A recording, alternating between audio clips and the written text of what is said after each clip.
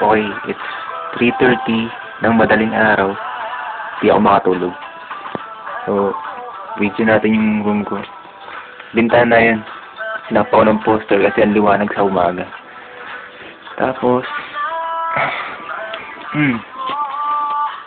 Diyan ako nag-internet. Magazine. Pag nainip, push pin type na ilaw. And, yan. Kumot ko. Ginaw na kasi kaya makapal. Pictures. Amin, pabango. Siyempre, inspirasyon. Yep. So, ito talaga yung tsura ng kwarto ko. Yan. It's my bed. Yan. Ito ko lang, nasa taas talaga ako eh. Sinasala ko. Ayun yung mga damit ko. Labahan ko.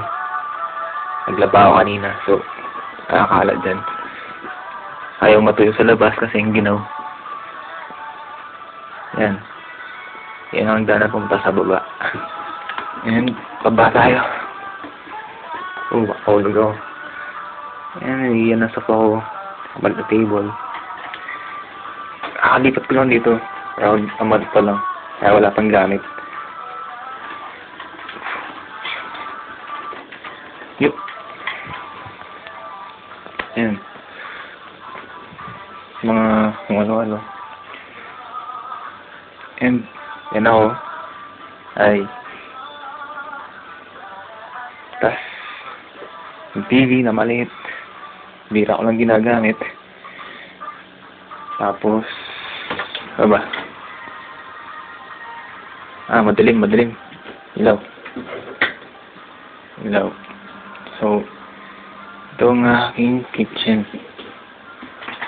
Ito ang kitchen. Di pa ako nakapag-ugas ng plato.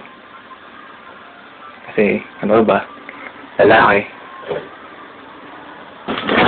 Ito ang shower ko. Bathtub. And, toilet.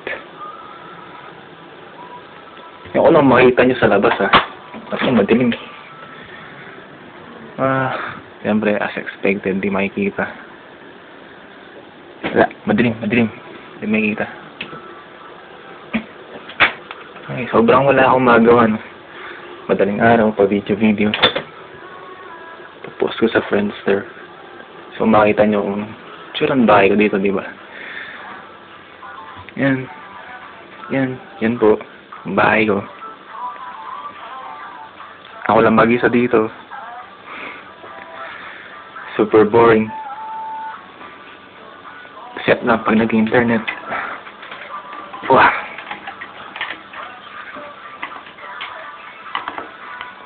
Yan. So, yun na po yung tour natin sa bahay. Pasensya na. Walang magawa na tao. Thanks for your time. Bye.